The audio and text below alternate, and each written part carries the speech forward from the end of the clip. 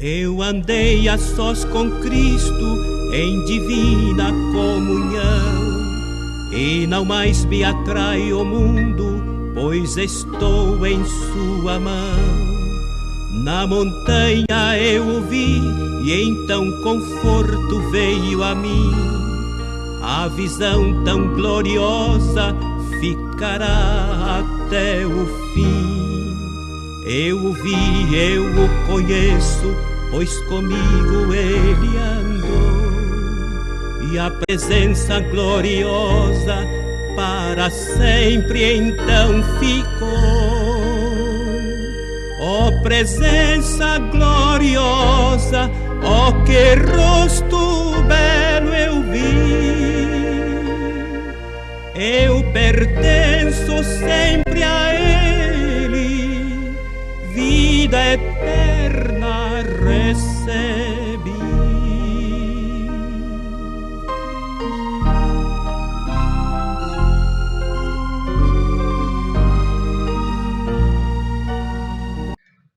Quando não há mais esperança. Que título da nossa lição para o estudo de hoje. É uma realidade muitas e muitas vezes vivida durante a nossa existência aqui na Terra. Para nós humanos, muitas e muitas vezes parece que chegamos ao fundo do poço. Parece, porque para Deus não há impossível. Nós hoje vamos estudar esta lição, a lição número 4, que trata de uma mãe viúva que tinha um único filho, e este filho veio a falecer. Podemos imaginar desde já a dor daquela mãe. Não somente esse caso, as Escrituras nos relata do sofrimento de uma mãe. Há poucos dias eu estava lendo a história de Agar, a serva de Abraão, que foi despedida da casa do seu patrão e pai do seu filho Ismael. Aquela mulher, ela sai do conforto, podemos assim imaginar, do convívio ali com o pai do seu filho, com uma sacola de pão e uma vasilha com água, e parte em direção ao deserto, como está escrito em Gênesis capítulo 21. Vocês podem ler esse texto e vão ver o que eu estou contando. Chega um momento em que a água acabou, e o desespero daquela mulher foi ver o seu filho à beira da morte. Mas a história mostra que Deus visitou aquela mulher e ela pôde redobrar suas forças e ver que Deus providenciara uma solução, como na lição de hoje. E temos outros exemplos, cada um de vocês vão pensando em outros exemplos. Temos o exemplo daquela também mãe viúva nos dias de Eliseu, lembram? Que faltou comida na casa, só tinha o suficiente para mais uma refeição.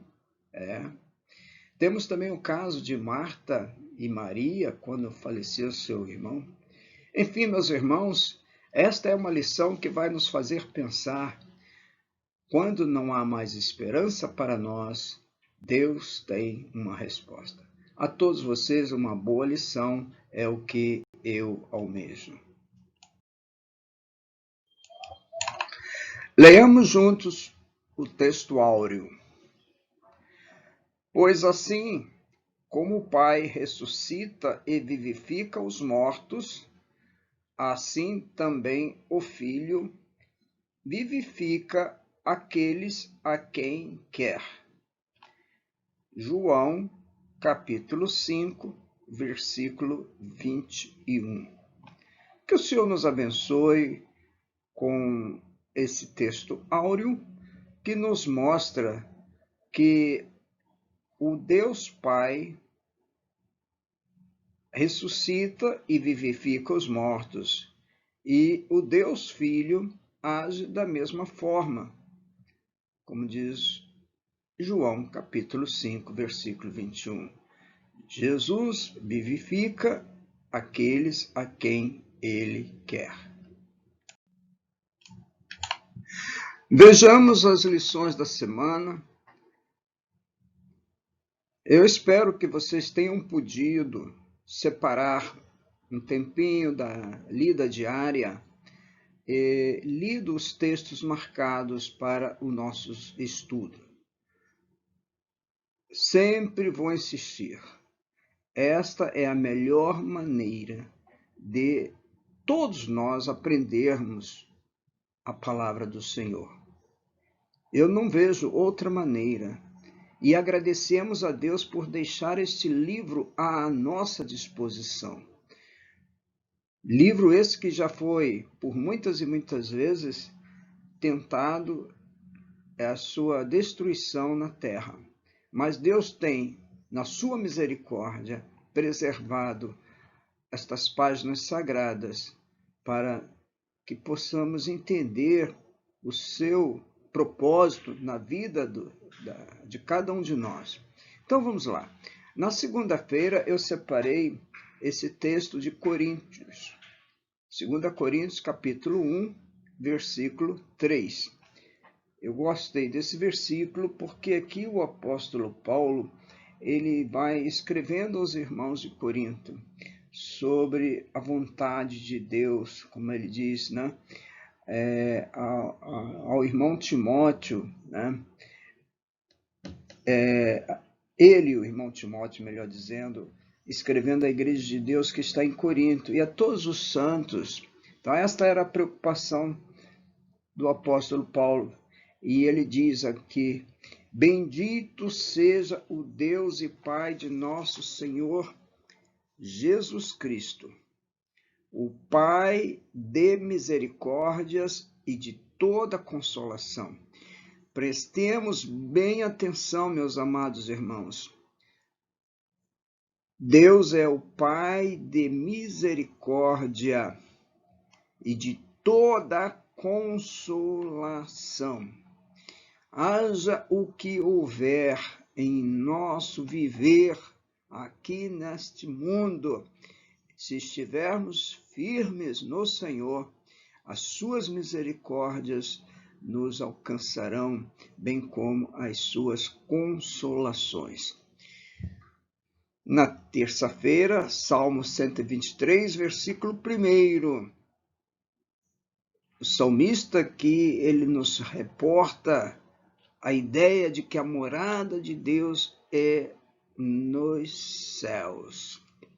Por isso ele diz: a ti que habita nos céus, elevo os olhos.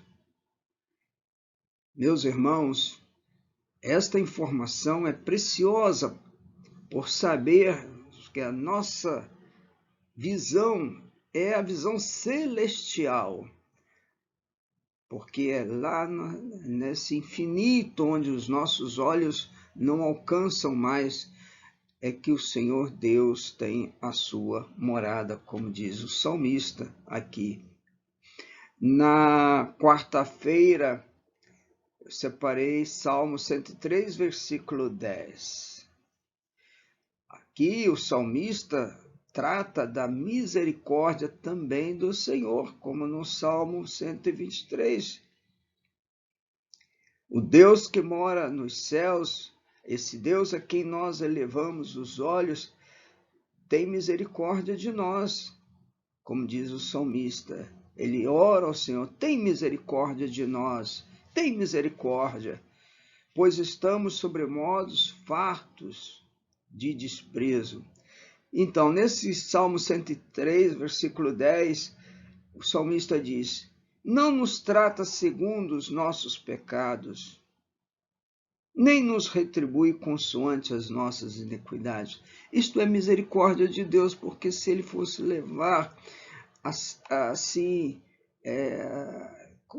se ele fosse levar em consideração as nossas desobediências, os nossos pecados, nós não teríamos a mínima chance de poder contemplá-lo nos céus e um dia estar com ele nos céus.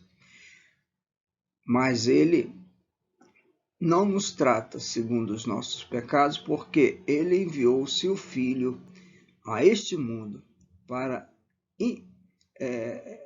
interceder por nós, para substituir-nos no Calvário quando morreu ali em nosso favor. Portanto, eu separei Salmo 103, versículo 10.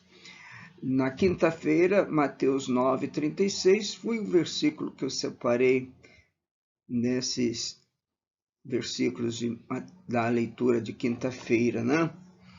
Aqui, vendo Jesus as multidões, compadeceu-se delas, porque estavam aflitas, exaustas, como ovelhas que não têm pastor.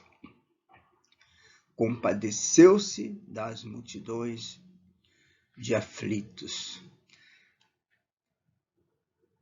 Na sexta-feira, Judas 22, que não tem capítulo, né? É um livro só com versículos.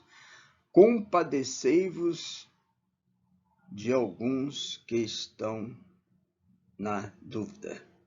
O apóstolo aqui, o autor de pequena carta, pode-se dizer até como um bilhete, né? Tão poucas palavras nessa epístola de Judas, ele exorta a igreja, aos crentes, aos missionários, àqueles que amam a obra do Senhor, a ter compaixão de alguns que estão na dúvida.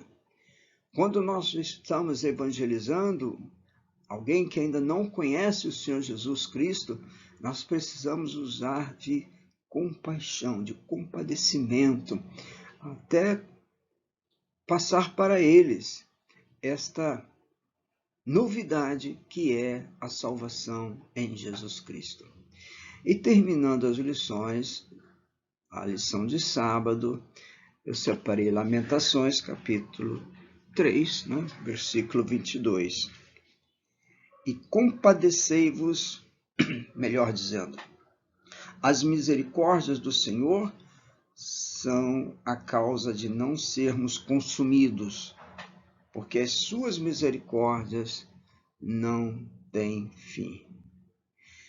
Então, nós começamos na segunda-feira falando do Deus e Pai, Pai de misericórdia e Deus de toda consolação.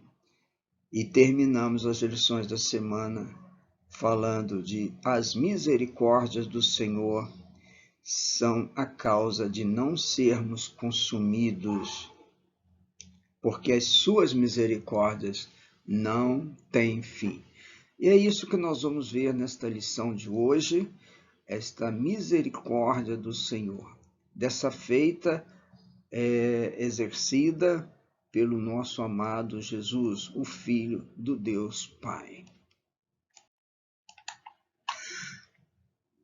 Lucas capítulo 7, versículos 11 a 17. Vamos abrir nossas Bíblias nesse texto e ver o que o Senhor tem para nos dizer com base no título para o nosso estudo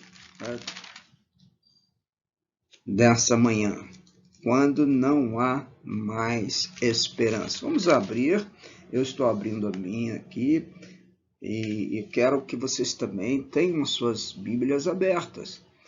Se não puderem, porque talvez possam estar ouvindo esse áudio num momento em que não é possível abrir a palavra, não tem problema também, continue ouvindo, mas o ideal é estarmos todos com as nossas Bíblias abertas no texto, porque nós temos procurado deixar que a palavra fale conosco. Nós vamos, como se diz, eu aqui estou numa posição de colaborar com vocês no aprendizado, né? Como costuma-se dizer, um facilitador para aqueles que talvez não tenham tanta familiaridade com a palavra. Mas é muito importante que tenham suas Bíblias abertas neste texto e em todas as outras lições. Como temos procurado fazer, nós dividimos esses textos em tópicos. Na lição de hoje, nós temos 4 tópicos. Primeiro, as duas multidões. Segundo, o Senhor Jesus compadece-se de uma mãe viúva. Terceiro, o Senhor Jesus opera o milagre da ressurreição. E por último, o 4º item, o reconhecimento dos que presenciaram o milagre. Todos vocês conseguiram assimilar? Vamos repetir? Primeiro item, as duas multidões. Certo? Vamos pensar um pouco sobre esse tópico, as duas multidões. Versículos 11 e 12 do nosso texto de Lucas.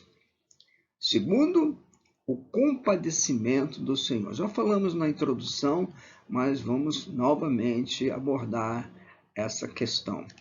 Terceiro, o Senhor Jesus operando o milagre da ressurreição. E terminando, então, nossos estudos hoje, o reconhecimento daquelas pessoas que estavam ali junto daquela mãe angustiada. As duas multidões. É interessante pensarmos um pouco sobre essa questão que está abordada aí nesses 2 versículos, versículos 11 e 12. De vez em quando lemos que as multidões estavam juntos ali do nosso Senhor. E em outras passagens nós lemos multidões, como no caso de Zaqueu, a multidão ali impedia Zaqueu de ver Jesus. Enfim, nós temos vários casos em que aparece no relato bíblico a figura da presença de uma grande quantidade de pessoas num determinado espaço, daí chamar-se multidão. Na lição de hoje, nos faz pensar em 2 tipos de multidões. 2 tipos. A primeira é uma multidão que estava seguindo o nosso Senhor Jesus, como nós vemos no versículo 11. Jesus estava dirigindo a cidade de Naim e em sua companhia iam os seus discípulos, como está escrito aí no versículo, e também uma numerosa multidão que o acompanhava. Eu achei interessante assim pensar que esta multidão estava acompanhando o autor da vida. Porque Jesus diz, eu sou o caminho, a verdade e a vida. Esta multidão estava muito bem, porque elas estavam acompanhando aquele que tem todo o poder. Aquele que pode, como nós estamos estudando hoje, ressuscitar mortos, curar, como nós vimos na lição passada, uma lição recente aí, em que ele curou um mudo e curou também um cego e outras, né? Um surdo, mudo, e assim ele tem vários exemplos de curas, de milagres extraordinários. Ele falou à natureza, ao vento, ele acalmou as tempestades. Então, esse é o nosso Senhor, que é o autor da vida. Esta é uma multidão que todos nós deveríamos fazer parte dela. Acompanhar o nosso Senhor, estar junto do nosso Senhor. Né? A segunda multidão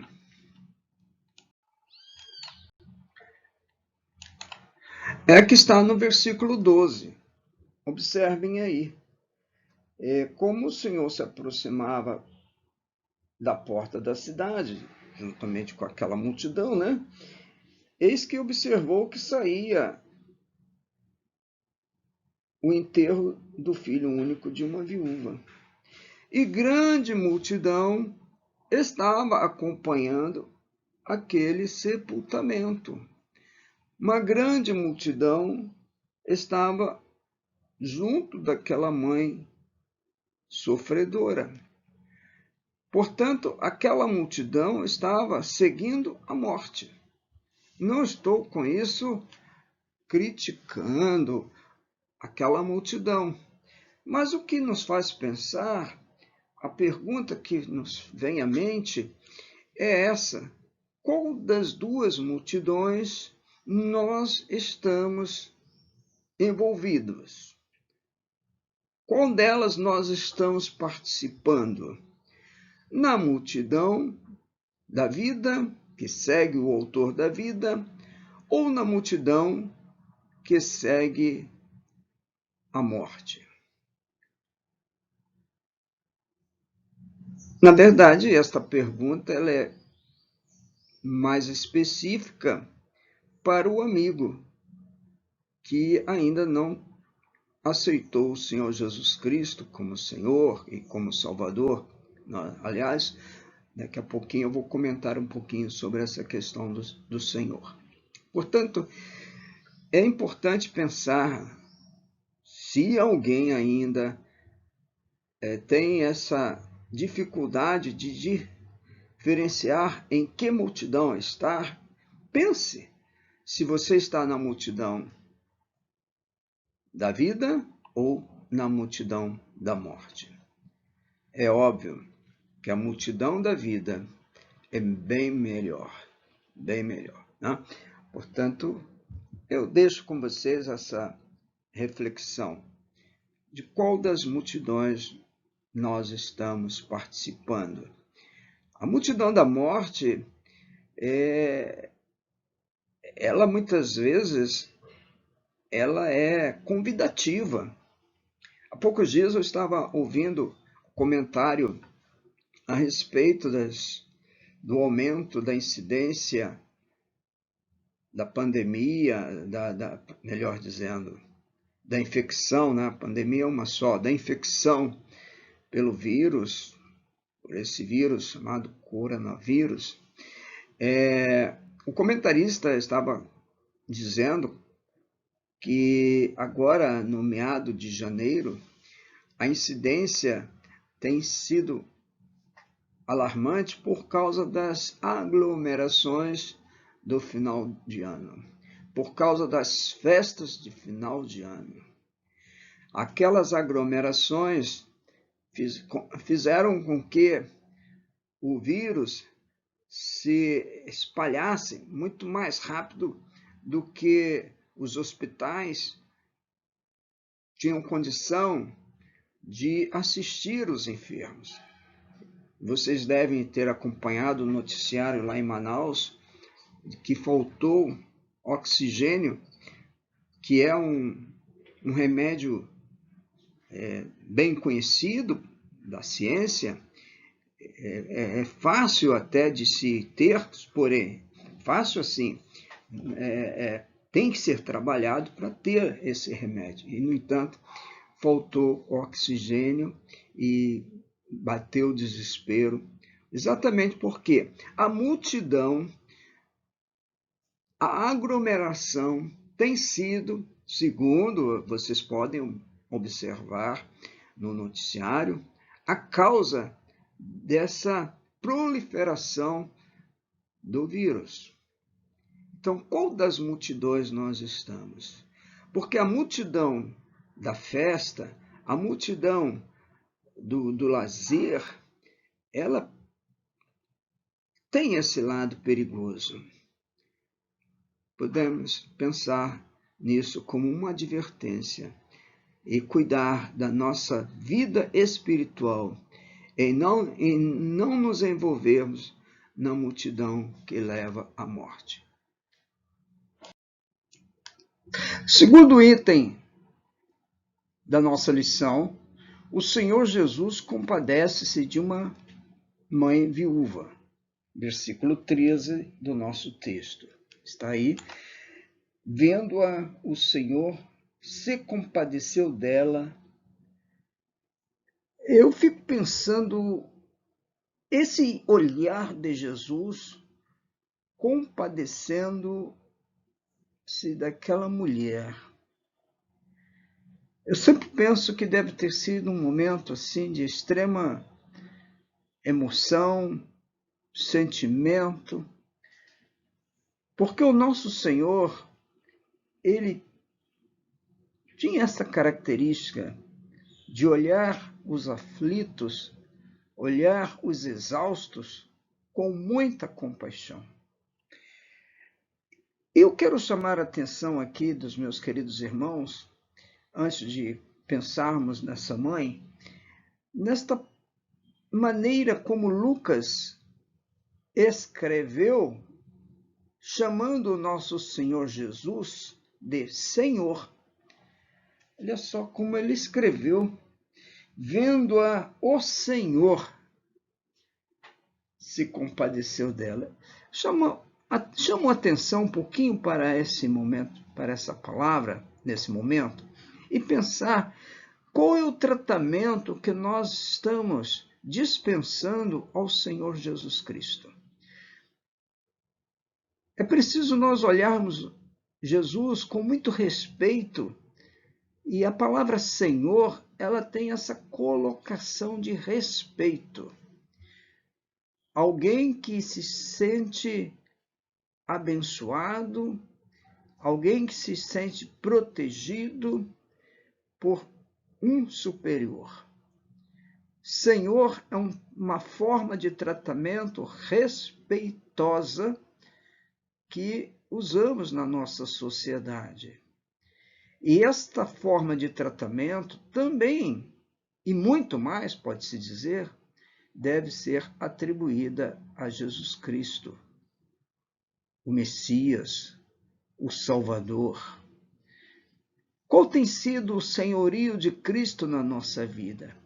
Será que nós o tratamos de igual para igual, como tratamos os nossos amigos, os nossos familiares?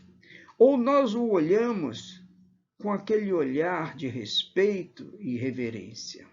Fica aí essa observação, tomando por base a expressão de Lucas em chamá-lo de Senhor. Eu lembro que na época em que prestei serviço militar, uma das primeiras lições que aprendemos de como nos reportar aos superiores hierárquicos seria com o tratamento Senhor. Ora, se para os homens usamos esta forma de tratamento, eu pergunto, e para Jesus? E quanto a Jesus? Não é? É isso aí. Devemos chamá-lo de Senhor. Mas voltando à compaixão dele para aquela mãe que estava indo para o cemitério enterrar o filho.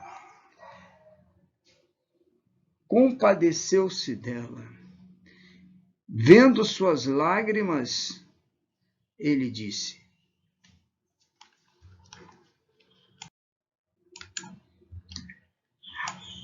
uma expressão que muito me conforta é essa do Senhor Jesus: não chores.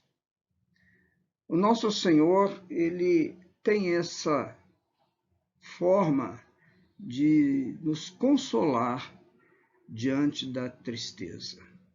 Suas palavras chegam aos nossos ouvidos como assim um remédio de alívio à nossa dor emocional.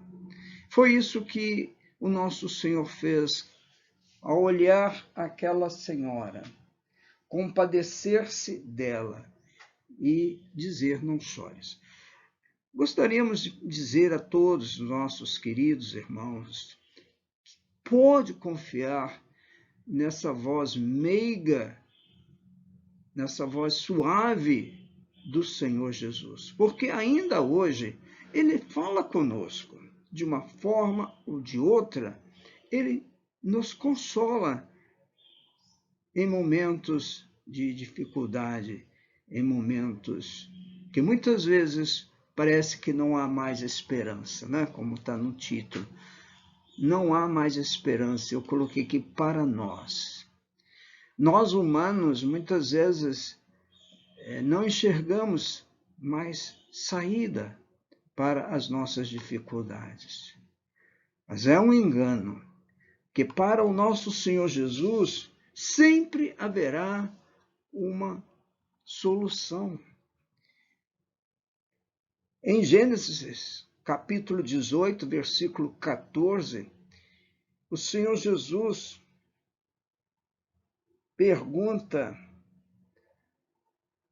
aliás, melhor dizendo, o Senhor Jesus, eu me equivoquei.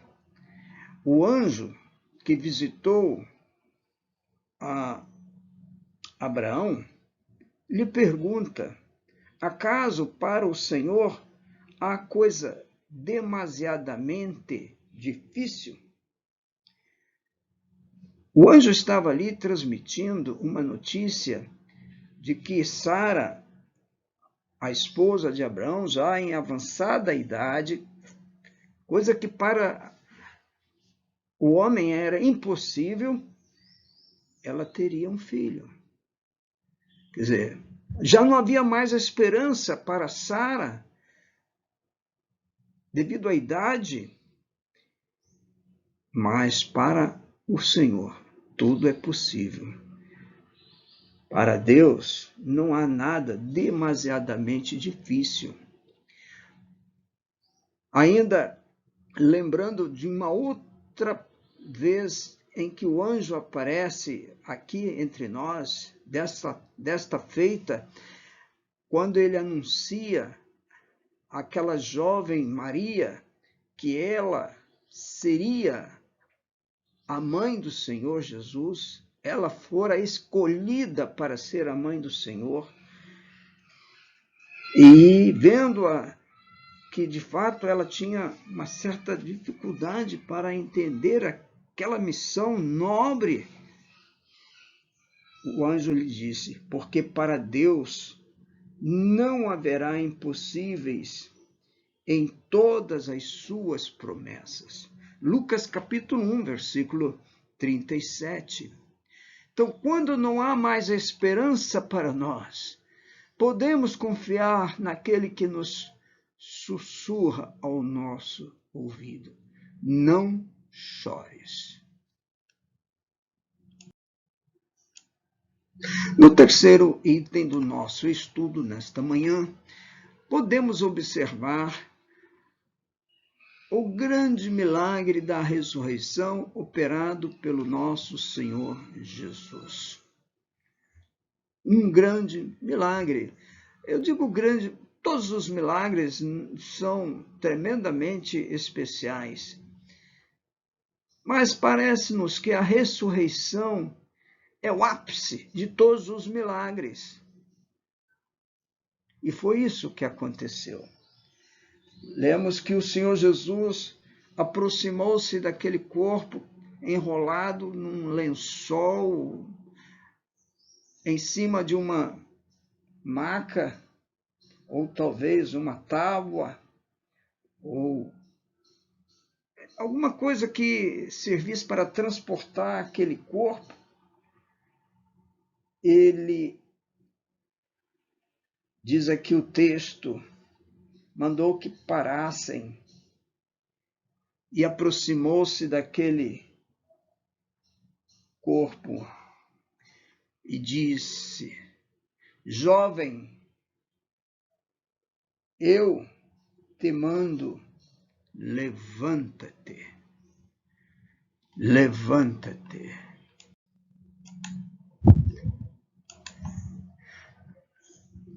Jovem, eu te mando, levanta-te. Que ordem o nosso Senhor transmitia a um corpo inerte, a um corpo que estava indo para a cova ou para uma gruta. Esse que deu esta ordem o fez porque tinha e tem todo o poder. Por ele nós podemos lutar, meus amados irmãos. Por ele nós podemos renunciar todas as atrações desse mundo.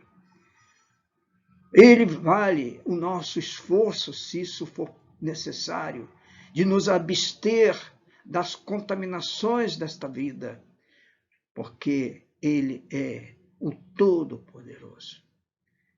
Quando ele diz àquele jovem: eu te mando, levanta-te.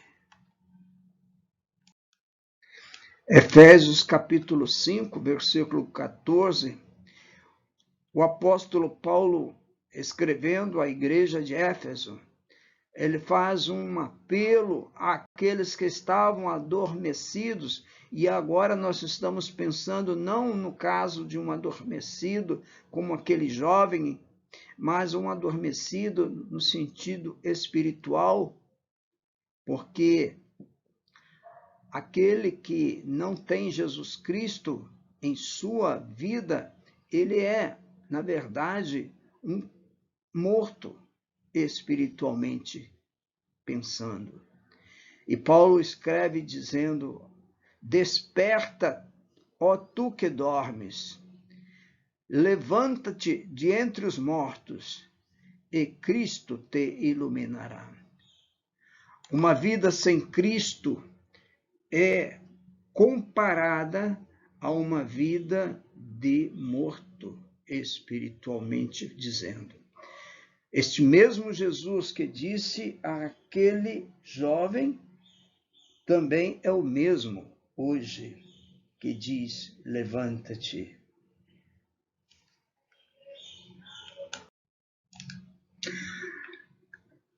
Aquele jovem levantou-se, diz-nos o texto, que sentou-se e passou a falar. E Jesus o restituiu à sua mãe. Agora podemos aqui imaginar como deve ter sido a emoção no coração daquela mãe, recebendo o filho novamente em seus braços, com vida. Jesus o restituiu à sua mãe. Então, é muito precioso pensar que quando não há mais esperança para nós, o Senhor Jesus está pronto a nos ajudar. E no quarto item nós observamos que aqueles que estavam ali presenciando esse momento reconheceram o milagre. Eles ficaram possuídos de temor, respeito, né?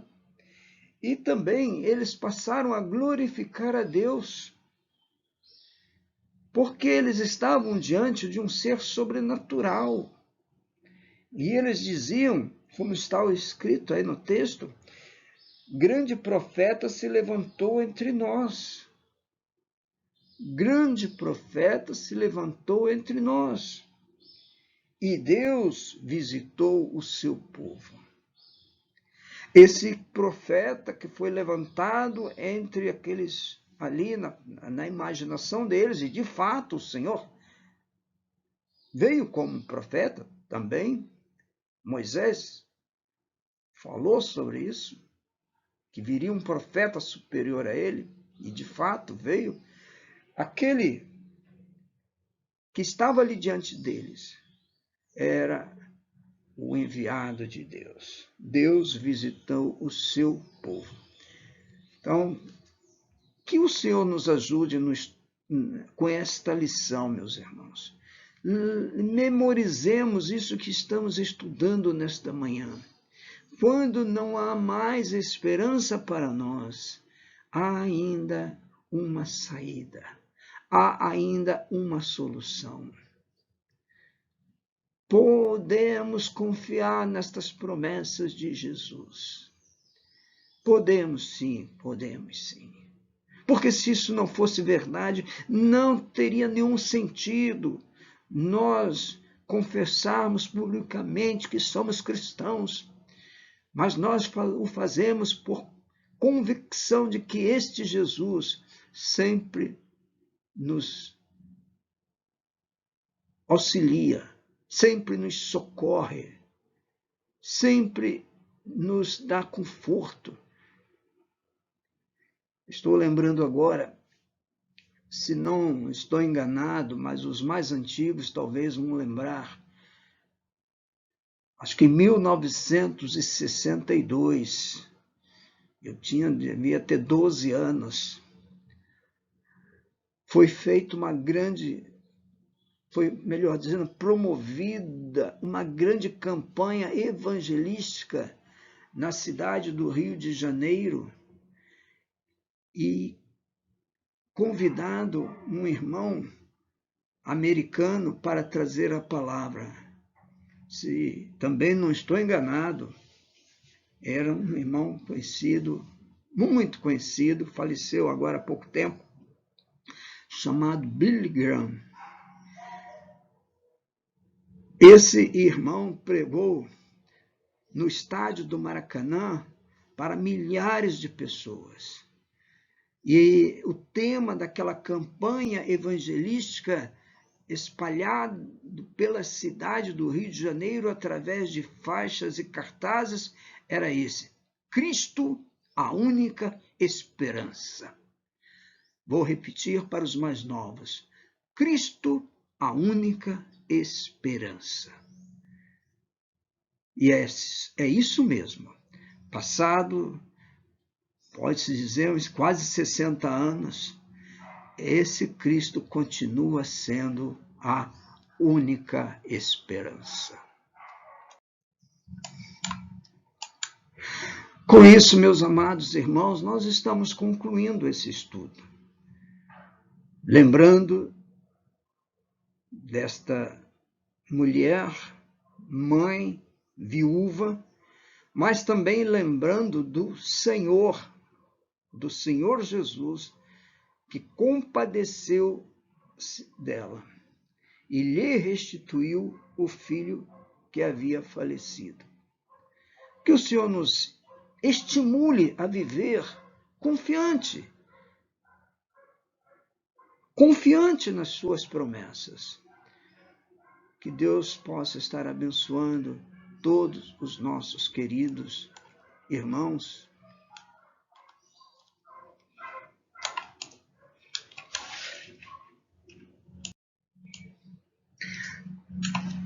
Lembrando do que lemos ainda há pouco em Lucas capítulo 7, versículo 16.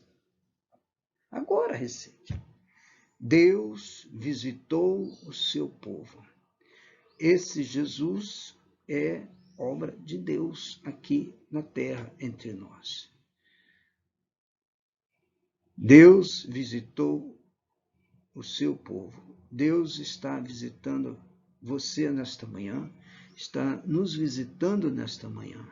Louvado seja o Senhor, e mais uma vez agradecemos ao Senhor por esta oportunidade de estudarmos juntos esta lição.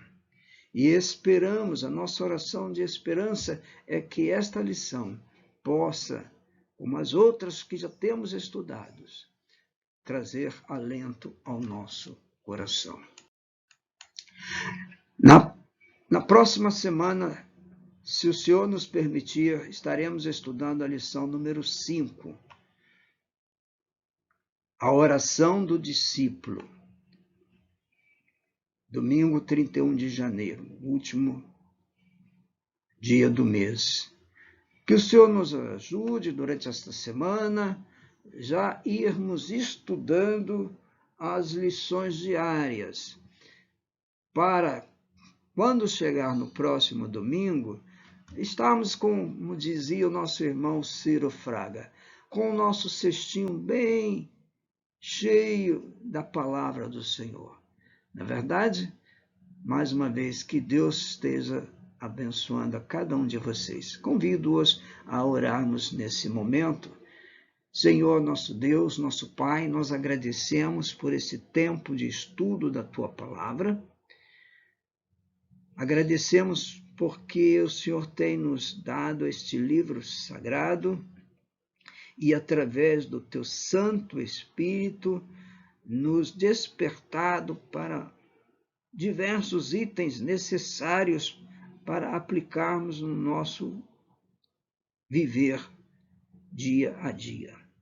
Começamos esse estudo pensando nas duas multidões e fazendo uma reflexão de qual das duas multidões nós estamos nos inseridos ou inserindo, qual das duas multidões nos move mais o coração. É claro, Senhor, nós queremos estar naquela que segue o Senhor Jesus constantemente. Também, Senhor, agradecemos pela maneira como Teu amado Filho tratou desta mãe, desta esposa viúva e também deste filho ainda jovem. Que o Senhor nos ajude também a confiar quando as esperanças aparecem que acabarem, que possamos confiar naquele que tudo pode. Nós oramos, Senhor, em nome do Teu amado Filho, nosso Senhor Jesus. Amém.